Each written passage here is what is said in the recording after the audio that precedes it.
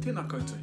In today's video, we're going to explore the concept of nei, nā and rā and see how they can be used across different contexts.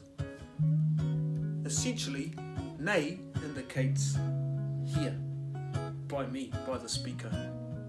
Nā indicates there, by you, the listener, and rā indicates away from both of us.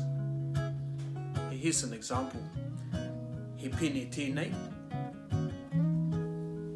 he pene tēnā,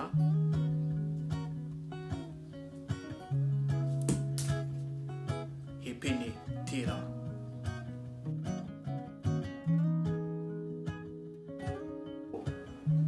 He rangi mokopuna ke konei, ke te whiti mai te rā, kaore he kapua i te rangi, pēhea te ahua o te rangi kei kona.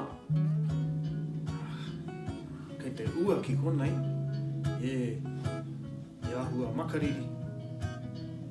Kaore I te ua I konei, nā he rangi mokopuna kei konei.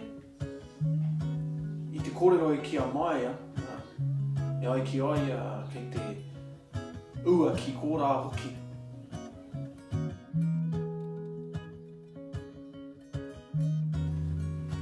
Me pēhea te whakatangi I taua waiata nā Stevie Ray Vaughan.